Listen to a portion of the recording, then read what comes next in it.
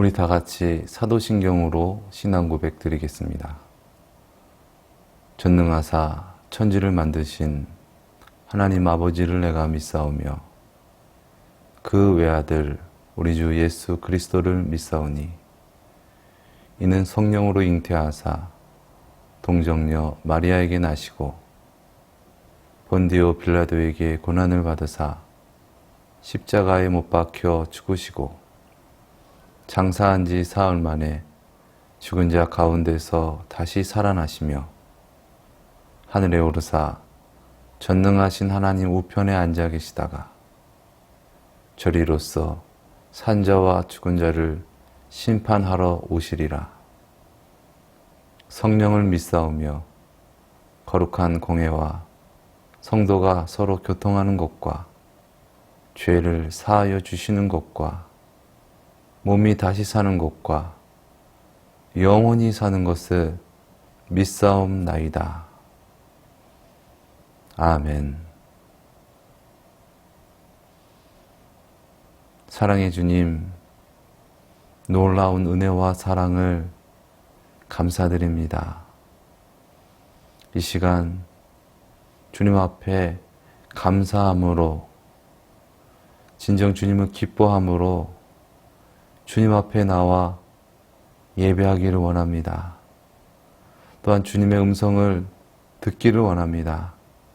이 시간 우리에게 임하여 주시고 우리를 충만케 하시고 우리를 새롭게 하시고 주님, 우리를 인도하여 주시옵소서.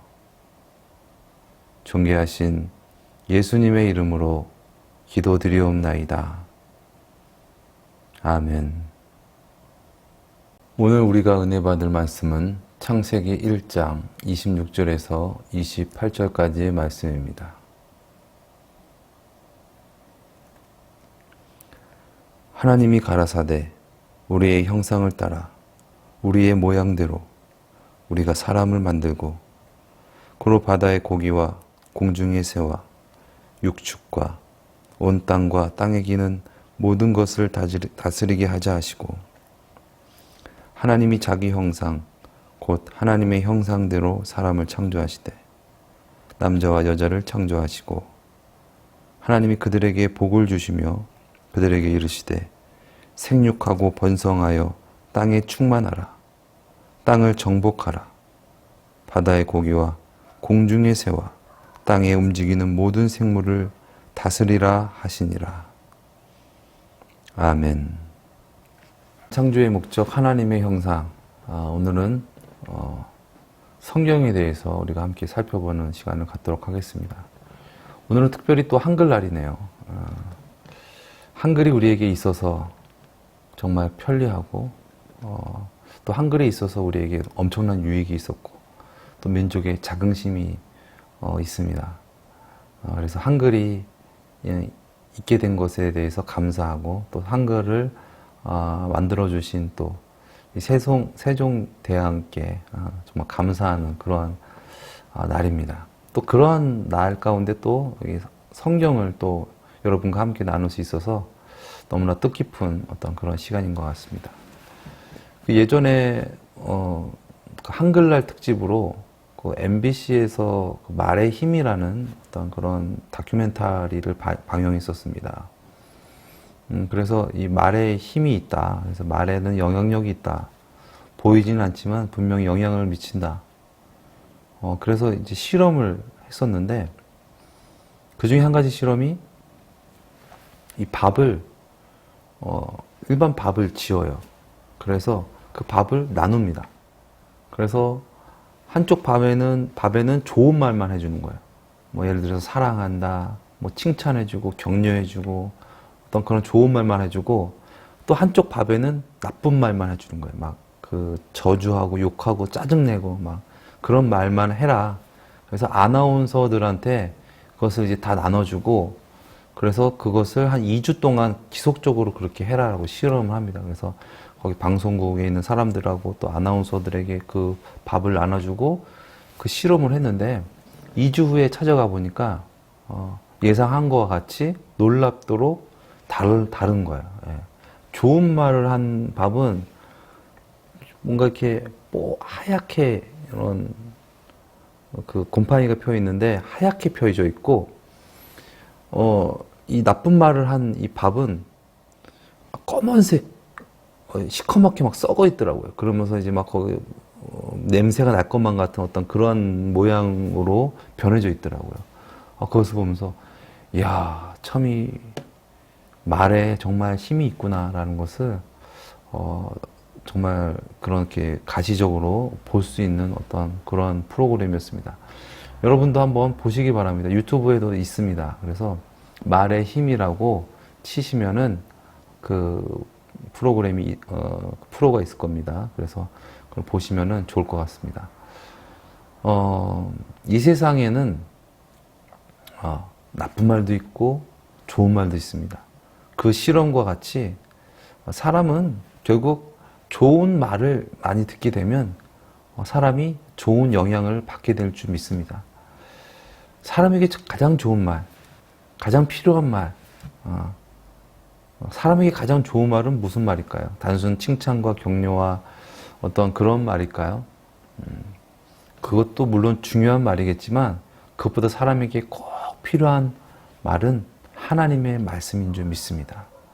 마태복음 4장 4절에 예수님께서 이렇게 말씀하십니다. 사람이 떡으로만 살 것이 아니요 하나님 입으로 나오는 모든 말씀으로 말미암아 살 것이니라. 아멘. 그렇습니다. 사람이 살려면 떡도 필요합니다. 여기서 떡이라고 하면은 그냥 떡만 필요한 것이 아니라 물질도 필요하고 뭐 여러 가지 명예도 필요하고 필요한 부분들이 많이 있겠죠. 육신을 입었기 때문에 그렇습니다. 뭐 때로는 집도 필요하고 차도 필요하고 여러 가지가 필요합니다. 그러나 그것만 필요한 것이 아니라 하나님의 말씀이 필요하다. 그 말씀으로 말미암아 진정 사람답게 살 수 있다라고 예수님께서 말씀하신 것입니다. 그렇습니다. 우리에게 진정 필요한 말, 진정 좋은 말은 하나님의 말씀. 우리가 그 말씀을 날마다 먹고 그 말씀으로 살아갈 때 진정 하나님께서 원하시는 사람됨의 모습으로 능력 있게 살아갈 줄 믿습니다. 성경이라는 말을 한자로 풀면은 성인 성자에다가 글 경자입니다. 그런데 영어 성경에는 홀리 바이블이라서 거룩한 책이다, 거룩한 글이다, 이래서 성경이라고 나왔는데, 그래서 성인 성자라보다는 거룩할 성자를 쓰는 것이 옳은 것이 아닌가라는 생각이 듭니다. 어쨌거나 그 홀리 바이블, 그래서 이 바이블이라는 뜻은 파피루스라는 말에서 유래가 되었는데요. 파피루스는 여러분 아시겠지만은 그 종이가 없었던 그 시대에 종이 대용으로 썼던 그 식물의 이름입니다. 그래서 그 식물을 엮어가지고 종이처럼 만들고 그 위에다가 기록했다. 그래서 그 위에다가 하나님의 말씀을 기록했다. 그래서 홀리 바이블. 그래서 거룩한 말씀, 거룩한 글이다. 거룩한 책이다. 뭐 이렇게 할 수 있을 것 같습니다. 사람이 왜 글을 쓸까요? 또 글이란 무엇일까요? 여러분 뭐 막연한 말이지만 여러분 한번 생각해 보셨습니까? 왜 글을 쓸까? 또 글이란 무엇인가? 제가 글이라는 말을 사전에서 찾아보니까 이렇게 나와 있었습니다. 생각이나 일 따위의 내용을 글자로 나타낸 기록 이렇게 나와 있었습니다. 어떠한 생각이라든가 어떠한 뜻과 어떠한 감정이라든가 어떠한 내용을 누군가에게 전달하기 위해서 또 그러한 어떠한 것을 기록해서 보존하기 위해서 글을 적는다라는 것이죠. 그런 의미에서 이 성경, 이 거룩한 이 글은 하나님의 말씀입니다. 왜냐하면 그 글을 기록하기 위해서 드는 생각이라든가 마음이라든가 그 뜻이라든가 그 어떠한 사건이라든가 이런 모든 것들이 하나님께서 행하신 것이기 때문에 그렇습니다. 사람이 기록하였지만 그러한 생각이라든가 그러한 마음은 하나님께서 주셨다는 것이죠. 디모데후서 3장 16절에서 17절에 이런 말씀이 있습니다. 모든 성경은 하나님의 감동으로 된 것으로 교훈과 책망과 바르게 함과 의로 교육하기에 유익하니 이는 하나님의 사람으로 온전케 하며 모든 선한 일을 행하기에 온전케 하려 함이니라. 아멘. 그렇습니다. 모든 성경은 하나님의 감동으로 기록되어졌다는 것입니다. 사람의 어떤 생각이라든가 사람의 상상으로 기록한 것이 아니라 하나님의 감동으로 말미암아 기록되어졌다. 그래서 교훈과 책망과 또 바르게 함과 의로 교육하기에 유익한 책이다. 우리가 성경을 그냥 어떤 좋은 말이다라는 부분들만 참고할 말이다라고만 우리가 생각하는 경우가 종종 있는 것 같은데, 오늘 말씀에서와 같이 성경은 교훈과 좋은 가르침과 책망이 무엇입니까? 꾸짖는 거예요. 강하게 꾸짖는 것입니다. 하나님의 말씀은 심령과 골수를 뼈를 쪼개기까지 하는 그러한 능력 있는 말씀인 줄 믿습니다. 책망하는 말씀. 그 책망은 사람을 정말 멸망시키려고 책망하는 것이 아니라 그 책망으로 말미암아 사람을 구원하시고 변화시키기 위해서, 그래서 하나님의 사람으로 온전하여서 선한 일을 행하게 하시기 위해서 하나님께서 주신 말씀인 줄 믿습니다. 그래서 우리가 하나님의 말씀을 받을 때 우리가 듣기 좋은 말만 받아들이는 것이 아니라 진정 온전히 하나님의 말씀으로 내가 변화되어서 진정 하나님의 말씀으로 말미암아 구원받은 자로서의 삶을 살아가는 것, 그것이 하나님께서 우리에게 성경을 주신 목적인 줄 믿습니다. 성경은 기독교의 경전이지만 정말 인류 역사상 가장 오래된 문서라고 해도 무방할 만큼 아주 오래된 문서입니다. 이런 말이 있죠. 옛말에 틀린 말이 하나도 없어.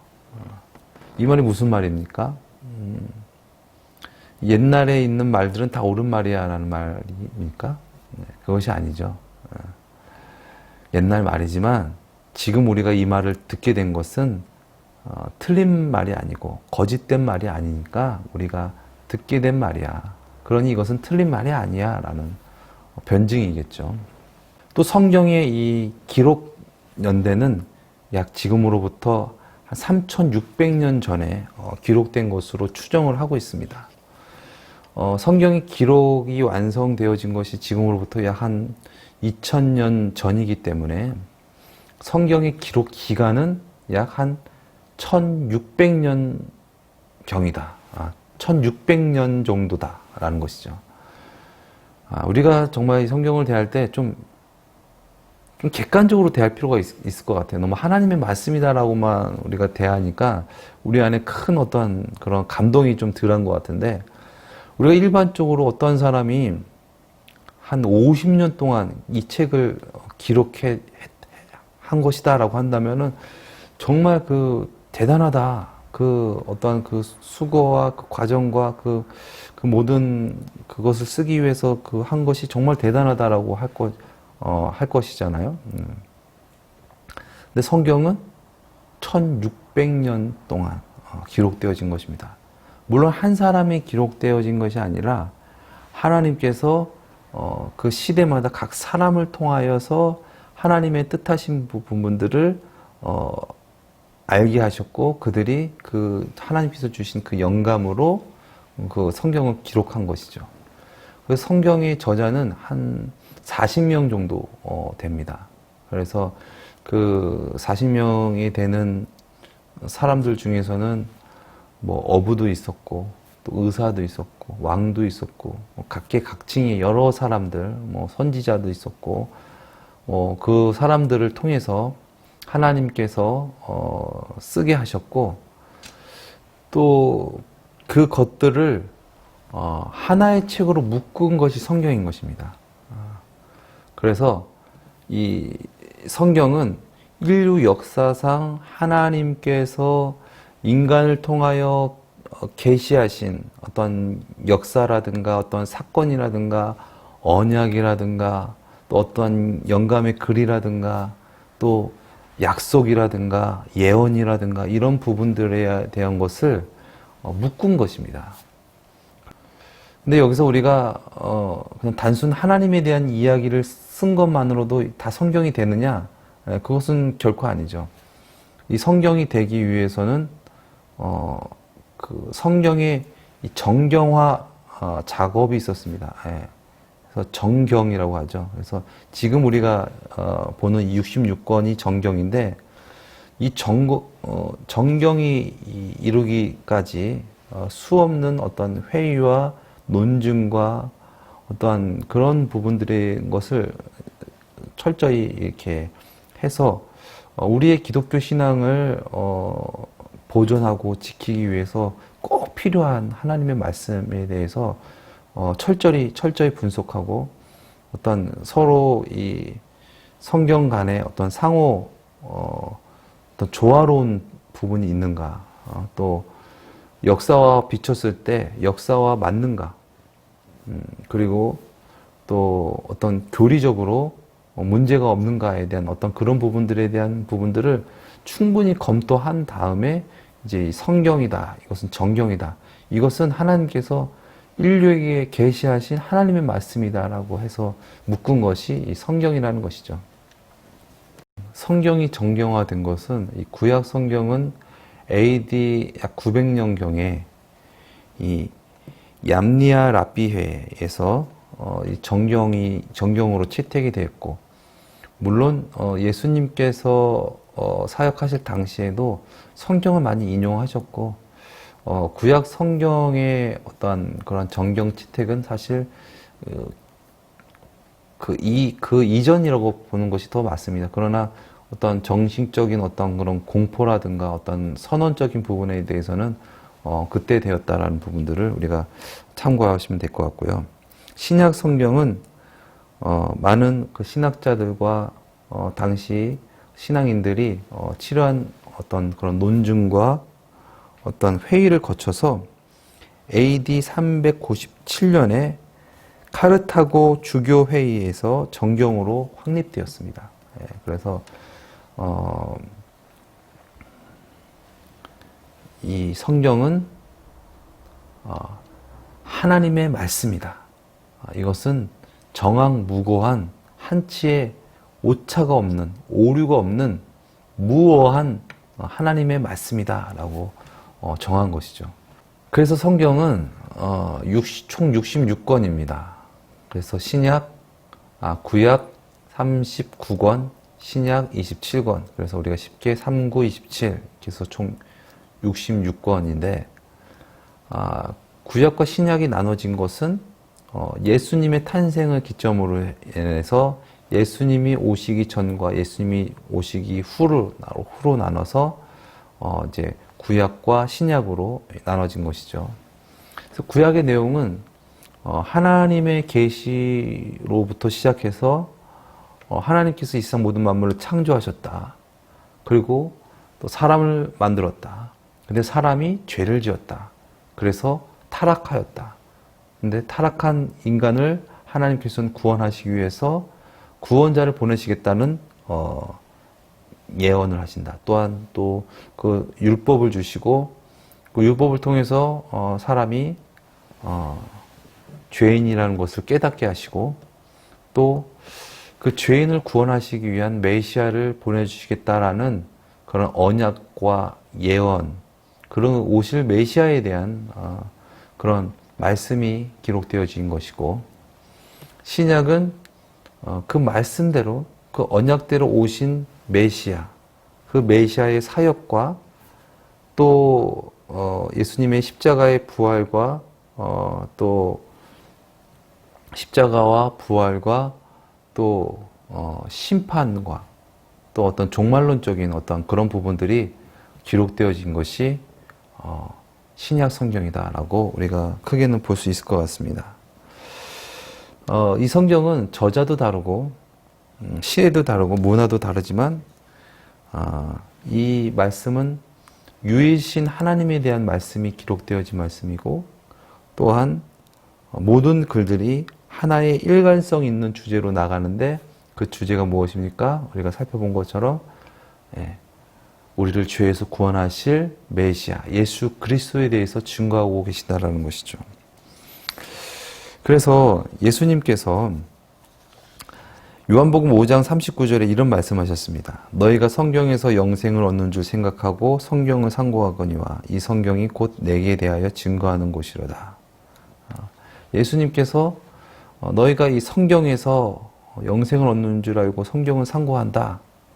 구약 성경을 말씀하시면서 이 구약 성경이 예수님 자신에 대해서 증거하는 것이다 라고 예수님께서 말씀하신 것이죠.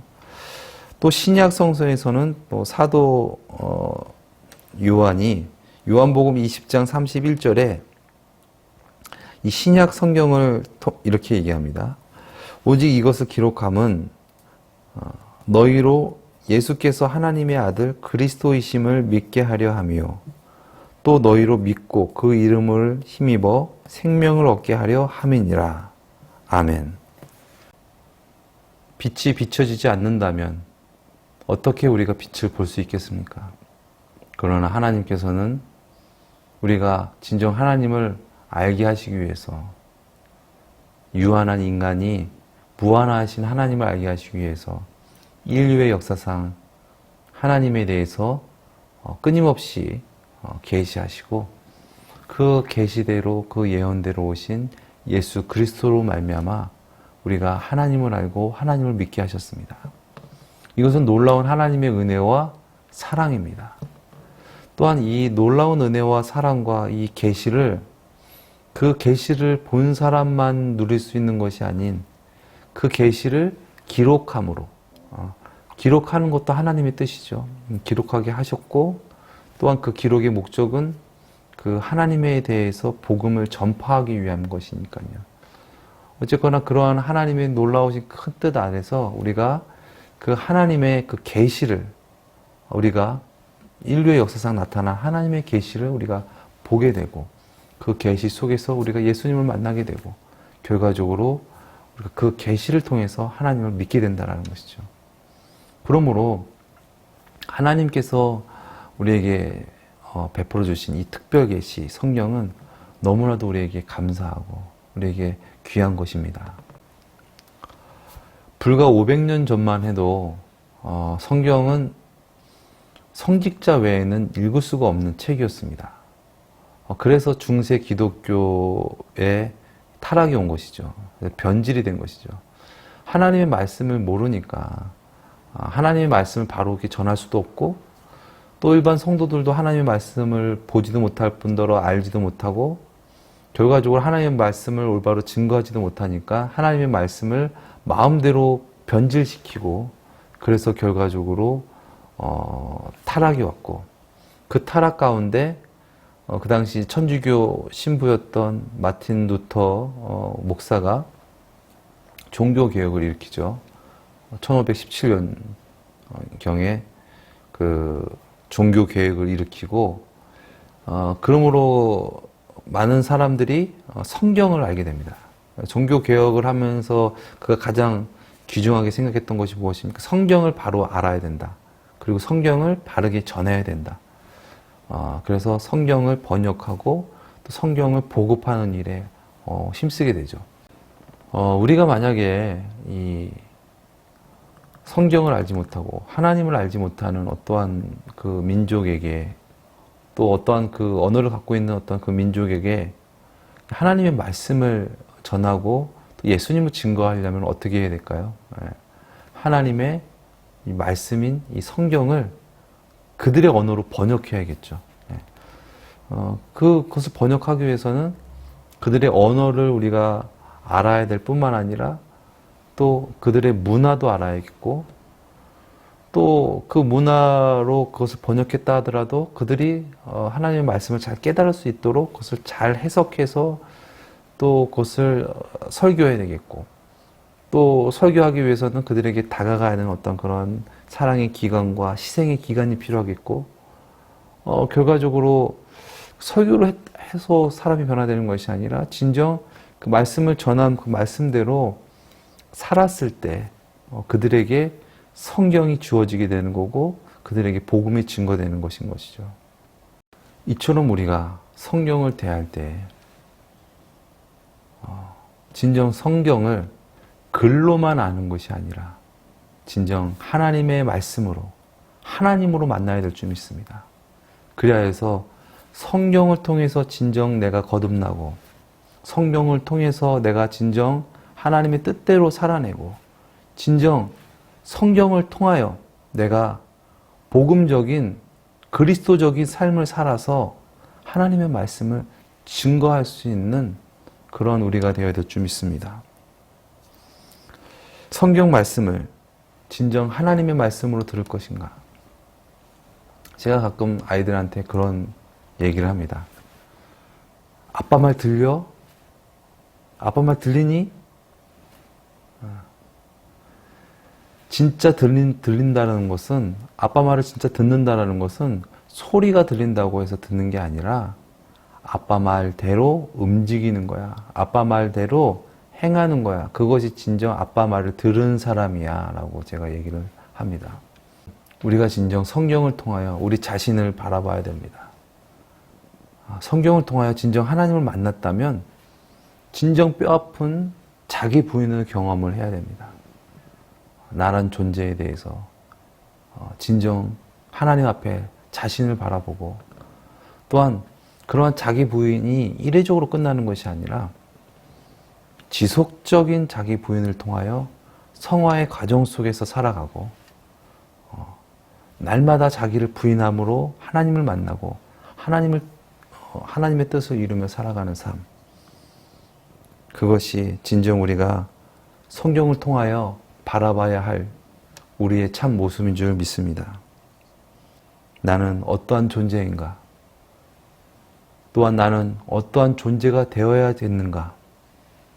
성경을 통해서 하나님의 말씀을 통하여 하나님을 통하여 진정한 참 나를 발견하고 깨달을 수 있는 저와 여러분 되시기를 예수님의 이름으로 축원드립니다. 기도하시겠습니다.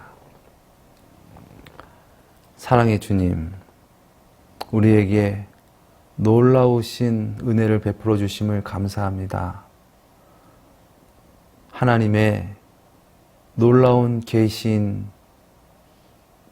하나님이신 이 성경 말씀을 우리가 진정 보게 하시고 진정 이 말씀을 지켜 행하며 살아갈 수 있는 은혜가 있게 하여 주시옵소서. 또한 이 말씀을 날마다 듣고 묵상하고 지켜 행함으로 주님께서 주시는 은혜와 주님께서 주시는 복을 누리며 살아가게 하시고 우리의 삶이 진정 복음이 되어지게 하시고 우리의 말씀이 진정 하나님의 거룩한 말씀이 되어지게 하시고 우리를 통하여 많은 영혼들이 주께로 돌아오는 놀라운 은혜의 역사가 있게 하여 주시옵소서. 존귀하신 예수님의 이름으로 기도드렸습니다. 아멘. 하늘에 계신 우리 아버지여, 이름이 거룩히 여김을 받으시오며 나라에 임하옵시오며 뜻이 하늘에서 이루어진 것 같이 땅에서도 이루어지이다. 오늘날 우리에게 일용할 양식을 주옵시고 우리가 우리에게 죄 지은 자를 사하여 준 것 같이 우리 죄를 사하여 주옵시고 우리를 시험에 들게 하지 마옵시며 다만 악에서 구하옵소서. 대개 나라와 권세와 영광이 아버지께 영원히 있사옵나이다. 아멘.